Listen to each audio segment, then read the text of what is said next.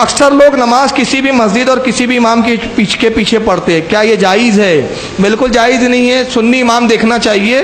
بد عقیدہ وہابی کے پیچھے نماز نہیں ہوتی، اس لیے کہ اس کے بعد ایمان ہی نہیں ہے، اور اس کی دلیل میں بارہا کئی جلسوں میں دے چکا ہوں، پتہ نہیں اللہ جانے کب ہماری قوم کو سمجھ میں آئے گا۔ امام حسین کا ہم نام لیتے مگر امام حسین کی سیرت ہی نہیں دیکھتے۔ 22,000 یزیدیوں کے پیچھے کربلا میں امام نے نماز نہیں پڑھی، 72 لوگوں کے ساتھ الگ جماعت بنائی اور درد دیا کہ بڑی جماعت مت دیکھو، امام کا عقیدہ دیکھو، امام صحیح ہے تو پڑھو ورنہ چھوڑ دو، تو بڑی جماعت کا روب مت دکھائیں کوئی۔ تو بہرحال چاہے وہ حرم کا اور مدینے کا امام کیوں نہ ہو، اس کے پیچھے بھی نماز نہیں ہوتی اگر عقیدہ گندا ہے تو، کیونکہ مدینے میں بہت سارے بدعقیدوں نے بھی کسی زمانے میں نماز پڑھائی ہے۔ میں اس تعلق سے ایک آپ کو روایت سنا بھی دیتا ہوں، بڑی پیاری روایت ہے۔ حضرت عثمان غنی کی شہادت ہوئی، بلوائیوں نے قبضہ کر لیا۔ بلوائی کون تھے؟ عثمان غنی کے قاتل۔ مسجد نبوی میں بلوائیوں کا امام نماز پڑھاتا ہے، لوگ حضرت علی کے پاس آئے، کہا کہ آپ کیا حکم دیتے ہیں، ہم بلوائیوں کے امام کے پیچھے نماز پڑھ لیں جو حضرت عثمان کے قاتل ہیں؟ تو مولا کائنات نے کہا اس زمانے کے لیے میں نے رسول اللہ کی حدیث سنی ہے کہ سرکار نے ارشاد فرمایا کہ اگر ایسا وقت آئے کہ میرے مصلی پر ظالم مسلط ہو جائے تو آئے علی تو گھر میں نماز پڑھنا، اللہ تجھے جماعت کا ثواب عطا کرے گا۔ تو وہ تو عثمان کے قاتل تھے، یہ تو کم بخت ایمان کے قاتل ہے، یہ تو اس سے برے ہیں، اس سے بدتر ہے، یہ تو ان کے پیچھے نہیں ہوں گی۔ اور خوارج آج بھی موجود ہیں، جو آج بھی خوارج کی نشانی ہوگی کہ مسلمانوں کی تکفیر کریں گے۔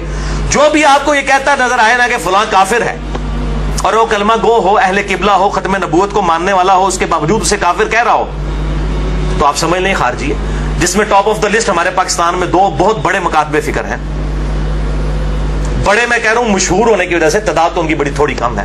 نمبر 1 یہ جماعت المسلمین والے، اور نمبر 2 یہ کیپٹن عثمانی پارٹی، برزئی گروپ، جو سب کو کافر اور مشرک ڈکلیئر کرتے ہیں۔ تو یہ آج بھی خوارج موجود ہیں، ہم یہ نہیں کہتے کہ خوارج موجود نہیں ہے، لیکن جو ہے ان کو کہیں نا۔ اب بریلوی کا دیوبندی کو کہنا، دیوبندی کا اہل حدیث کو اہل حدیث کا، ان کو شیعہ کا ان کو، ان کا شیعہ کو، یہ تو غلط بات ہے۔ تو یہ میرے بھائیوں تصویر کا ایک رخ تھا۔ اب ذرا تصویر کا دوسرا رخ بھی دیکھیں جو یہ لوگ چھپاتے ہیں، کہ ایک طرف تو یہ صحابہ کی تکفیر کر رہے ہیں اور صحابہ سامنے موجود ہیں۔ مولا علی علیہ السلام نے ایز اے لاسٹ ریزارٹ ان کے ساتھ قتال بھی کیا جب انہوں نے مسلمانوں کو قتل کرنا شروع کیا، لیکن آپ اہل سنت اہل تشیع دونوں کی تاریخ کی کتابیں اٹھا کے دیکھیں، مولا علی نے ان کے جنازے بھی خود پڑھائے، ان خوارج کے جو مولا علی کو کافر کہتے تھے۔ آج کہتے ہیں جی فلاں صحابہ کو کافر کہتے ہیں، ان کو قتل کر دو۔ تو میں یہ پوچھتا ہوں کہ جو مولا علی علیہ السلام کو منہ پر کافر کہتے تھے، ان کو تو مولا علی نے کافر نہیں کہا، اور کہا ہمارے بھائی تھے، بھگوڑے ہو گئے، ان کے جنازے پڑھائے، ان کی عورتوں کو لونڈیاں نہیں بنایا، اور قتال بھی آخری ریزورٹ کے طور پر کیا جب انہوں نے مسلمانوں کو قتل کیا۔ ورنہ مولا علی نے کہہ دیا تھا کہ تم میری سلطنت میں رہو، جس طرح باقی مسلمانوں کو بیت المال سے حصہ ملتا ہے تمہیں بھی ملے گا۔ لیکن جب انہوں نے مسلمانوں کو قتل کرنا شروع کیا تو ایز اے لاسٹ ریزارٹ مولا علی رضی اللہ تعالیٰ عنہ علیہ السلام نے تلوار اٹھائی، اور اس کی بشارتیں اس میں موجود ہیں ریسرچ پیپر کے اندر، کہ آپ صلی اللہ علیہ وسلم نے فرمایا تھا کہ قرآن حکیم کو منوانے کے لیے جس طرح مجھے کافروں کے خلاف قتال کرنا پڑا ہے، میرے صحابہ میں ایک خوش نصیب وہ بھی ہے جسے مسلمانوں کے خلاف قتال کرنا پڑے گا قرآن کو منوانے کے لیے۔ ابو بکر اور عمر بھی موجود تھے، انہوں نے پوچھا یا رسول اللہ ہم ہیں؟ آپ نے فرمایا نہیں، بلکہ وہ شخص جو میری جوتیاں گانٹ رہا ہے۔ آپ صلی اللہ علیہ وسلم کی جوتیاں اس وقت سیدنا علی گانٹ رہے تھے۔ صحابہ دوڑے مولا علی رضی اللہ تعالیٰ عنہ علیہ السلام کی طرف اور کہا کہ آپ کے بارے میں نبی صلی اللہ علیہ وسلم نے اتنی بڑی پریڈکشن فرمائی ہے۔ تو مولا علی مسکرا پڑے، جس سے صحابہ کہتے ہیں ہم سمجھ گئے کہ آپ کو پتا تھا یہ کہ میں نے آن دا بہاف آف پروفٹ ان لوگوں کے خلاف قتال کرنا ہے۔ اور یہ حدیث الحمدللہ صحیح سند کے ساتھ مسند امام احمد میں جلد 3 صفحہ 82 پر 11790 ہے، اور اسی طریقے سے سنن نسائی الکبریٰ میں 8457 نمبر ہے، صحیح سند کے ساتھ الحمدللہ یہ حدیث موجود ہے۔ یہ کربلا والے میرے ریسرچ پیپر میں نے ڈالی ہوئی ہے۔ تو یہ دوسرا میں آپ کو کنٹراسٹ بتا رہا ہوں۔ اسی طریقے سے اسی ریسرچ پیپر میں نے وہ روایت ڈالی ہے 24 نمبر پر کہ المصنف ابن ابی شیبہ میں انٹرنیشنل نمبر کے مطابق 37942 نمبر اثر ہے کہ مولا علی علیہ السلام سے خود پوچھا گیا کہ بتائیے کہ یہ خوارج جو ہیں کیا یہ مشرک ہیں جو آپ کو مشرک اور کافر کہتے ہیں؟ آپ نے فرمایا یہ مشرک نہیں ہے، یہ شرک سے ہی تو بھاگے ہیں، یہ اس لیے مجھ سے دور ہوئے کہ انہیں یہ گمان ہوا کہ میں غلط ہوں، میں شرک میں مبتلا ہو چکا ہوں. انہوں نے اپنے گمان میں یہ سمجھا یہ شرک سے بھاگنے کے لیے انہوں نے کیا, مشرک نہیں ہے. پھر پوچھا گیا کیا منافق ہے؟ تو سیدنا علی نے کہا یہ تو اتنی لمبی لمبی نمازیں پڑھتے ہیں, قرآن تو کہتا ہے منافق تو بڑا تھوڑا اللہ کا ذکر کرتے ہیں, یہ منافق بھی نہیں ہے. اندازہ کریں آپ, یہ آپ دیکھیں پازیٹو, جس کو کہتے ہیں نا پازیٹو اپروچ, حسن ظن. کہا ہمارے بھائی تھے بگوڑے ہو گئے. میں یہی کہتا ہوں کہ یہ آج بھی جب کسی کے ساتھ اختلاف ہو تو آپ زیادہ سے زیادہ یہ کہہ دیا کریں کہ ہمارے بھائی تھے بگوڑے ہو گئے, بجائے کہ آپ کفر و شرک کے فتوے لگانا شروع کر دیں. یہ سیدنا علی آپ دیکھیں کیا پازیٹو ان کی اپروچ تھی. تو یہ نہیں وہ بتاتے ہیں کہ بھائی خوارج کے بارے میں, خوارج وہ کہتے ہیں اور قتل کرو, یہ نہیں بتاتے خوارج کے بارے میں سیدنا علی کا ایٹیچیوڈ کیا تھا.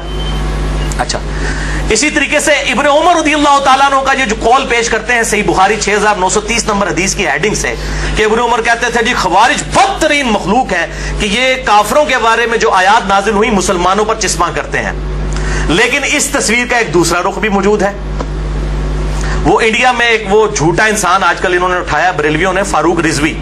وہ روایتیں جی وہ غریب کٹھی کر کر کے تو بیان کر رہا ہوتا ہے. یہ فاروق رضوی کو بھی میں یہ علمی طور پر جواب دے رہا ہوں, اینٹی وینم, کہ میرے بھائی اس کو بھی پڑھ, یہ بھی چیزیں موجود ہیں کہ ابن عمر کا اگر وہ قول ہے نا خوارج کے بارے میں تو یہ بھی موجود ہے, جو میں نے اپنے اس ریسرچ پیپر میں واقعہ کربلا کا حقیقی پس منظر 72 صحیح الاسناد حدیث کی روشنی میں 24 نمبر پہ ڈالا ہے.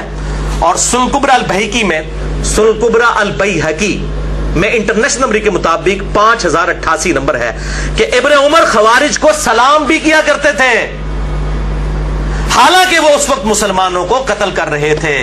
اور ابن عمر فرمایا کرتے تھے کہ جب تک خوارج کی مسجدوں سے حی علی الصلاۃ حی علی الفلاح کی آوازیں آئیں گی, ہم ان اذانوں کا جواب بھی دیں گے, ان کے پیچھے نمازیں بھی پڑھیں گے, ان کے سلام کا بھی جواب دیں گے, لیکن جب ہمیں یہ کہیں گے کہ ہم اپنے مسلمان بھائیوں کو قتل کریں پھر ہم ان کا ساتھ نہیں دیں گے. یہ ابن عمر خوارج کو بدترین مخلوق سمجھتے تھے. تو ابن عمر تو خوارج کے پیچھے نماز بھی پڑھتے تھے. کیا یہ بریلوی مکتبہ فکر کے لوگ, خصوصاً یہ فاروق رضوی جو پارٹی ہے, یہ تو لیکچر ریکارڈ کروا رہا ہوتا ہے کہ امام کعبہ کے پیچھے نماز نہیں ہوتی ہے, ابن عمر خوارج کے تو یہ تو خارجی ہیں. تو میں پوچھتا ہوں کہ ابن عمر تو خوارج کے پیچھے نماز بھی پڑھتے تھے, آپ ابن عمر کو نہیں مانو گے؟ اگر تم خوارج ہی سمجھتے ہو اہل حدیث کو تو نمازیں تو ان کے پیچھے پڑھو, ان کے سلام کا جواب تو دو. اور پھر جعلی روایتیں بیان کرتا ہے, کہتا ہے جی, اور حوالہ تو پیش نہیں کرتے نا, سامنے بھی سارے وہ بٹ قسم کے لوگ بیٹھے ہوتے ہیں, ان کو بھی سمجھ نہیں آتی کہ ان سے پوچھیں کہ بھئی یہ کہاں سے بات بیان کر رہے ہو. کہتا ہے جی مولا علی علیہ السلام کو نبی صلی اللہ علیہ وسلم نے کہا تھا کہ علی ایک زمانہ آئے گا کہ جو ہے وہ اس طریقے سے مسلمانوں کے خلیفہ کو محصور کر دیا جائے گا, تم اس وقت ان کے پیچھے نمازیں نہ پڑھنا بلکہ تم گھر میں نماز پڑھنا. وہ کیڑی کتاب لکھی ہے حدیث, میں تمہیں دسنا کیڑی کتاب لکھی ہے, بخاری شریف سے میں بتاتا ہوں کہ اس کی بالکل مخالفت میں حدیث لکھی ہوئی ہے جو تو اپنی پبلک کو دھوکہ دے رہا ہے. صحیح بخاری میں انٹرنیشنل نمبر کے مطابق 694 نمبر روایت ہے کہ نبی صلی اللہ علیہ وسلم نے فرمایا کہ امام تمہیں نمازیں پڑھاتے ہیں, اگر وہ صحیح نماز پڑھائیں گے تمہیں تمہارا ثواب پورا ملے گا اور ان کو بھی ملے گا, اور اگر وہ تمہیں غلط نمازیں پڑھائیں گے تو تمہیں ثواب پورا مل جائے گا, ان اماموں کی غلطیوں کا وبال انہی پر ہوگا. یہ اکثر مجھے لوگ پوچھ رہے ہوتے ہیں کہ جی بریلوی اور دیوبندی امام رفع الیدین نہیں کرتے تو غلط نماز پڑھ رہے ہوتے ہیں, تو ان کے پیچھے ہم نماز پڑھ لیا کریں. بھئی بیسک نماز کی سٹرکچر تو سب کی ایک ہی ہے, قیام کے بعد رکوع کے بعد کھڑا ہونا, ہر رکعت میں 2 سجدے, 2 سجدوں کے درمیان بیٹھنا, 2 رکعتوں کے بعد تشہد کرنا اور 4 کے بعد سلام پھیر دینا. یہ بیسک سٹرکچر تو سب کی سیم ہے. باقی رفع الیدین والا ایشو ہے, تو اگر امام رفع الیدین نہیں کرتا آپ ضرور سنت کے مطابق رفع الیدین کریں, آپ کی نماز ہو جائے گی, امام کی غلطی کا وبال اسی پر ہوگا. اسی طریقے سے فاتحہ خلف الامام کے لیے اگر کوئی امام وقفہ نہیں دیتا قرات کرنے کے بعد رکوع سے پہلے کہ مقتدی بھی قرآن پڑھ لیں سورۃ الفاتحہ, تو اس کی غلطی کا وبال اس پہ ہے. آپ نے سورۃ الفاتحہ پڑھنا ہے کیونکہ اس کے بغیر نماز نہیں ہوتی. مسئلہ نمبر 84 میرا سن لیجیے اہل سنت پاک .com پہ. تو یہ ابن عمر رضی اللہ تعالیٰ عنہ کے بارے میں روایت وہ والی بیان نہیں کریں گے, وہ خوارج کے پیچھے نمازیں پڑھتے تھے, ان کو سلام کرتے تھے, اور صحیح بخاری کی 694 نمبر حدیث اور اگلی 695 نمبر حدیث, میں کہتا ہوں یہ دونوں کڑوی گولیاں ہیں ان مولویوں کے لیے, اور یہ ساروں کے لیے, بریلوی, دیوبندی, اہل حدیث, شیعہ, جو سب اس قسم کے فتوے دیتے ہیں نا کہ ایک دوسرے کے پیچھے نماز نہیں ہوتی ہے, ان کے لیے یہ کڑوی گولیاں ہیں. 695 نمبر حدیث جو صحیح بخاری میں ہے, اس کے اوپر تو امام بخاری نے باب باندھ دیا ہے کہ باغی اور بدعتی کے پیچھے نماز پڑھنے کا حکم ہے خلیفۃ المسلمین سیدنا عثمان غنی رضی اللہ تعالیٰ عنہ علیہ السلام کی طرف سے کہ باغیوں اور بدعتیوں کے پیچھے نماز پڑھو. امام بخاری نے باب باندھا اور پہلے تعلیقاً روایت حسن بصری کا قول لے کر ہے تابی رضی اللہ تعالیٰ عنہ علیہ السلام المتوفى 110 ہجری کہ حسن بصری کہتے ہیں جو بخاری اور مسلم کے راوی ہیں کہ بدعتی امام کے پیچھے نماز پڑھ لے اس کی بدعت کا وبال اسی پر ہوگا. اور پھر نیچے روایت لے کر آئے امام بخاری 695 نمبر صحیح بخاری میں جو مولویوں کے گلے سے نیچے نہیں اترتی کہ سیدنا عثمان غنی رضی اللہ تعالیٰ عنہ کو جب باغیوں نے محصور کر لیا, مسجد میں آنے پر پابندی لگا دی ان کے دور خلافت میں, لوگ حاضر ہوئے, کہا اے امیر المومنین ہمارے امام تو آپ ہیں اور یہ فتنوں کا امام بدعتی امام مسجد پر قابض ہے اور نمازیں پڑھاتا ہے, ہمیں اندیشہ ہے کہ ہم کہیں گناہ گار نہ ہو جائیں ان کے پیچھے نماز پڑھ کے.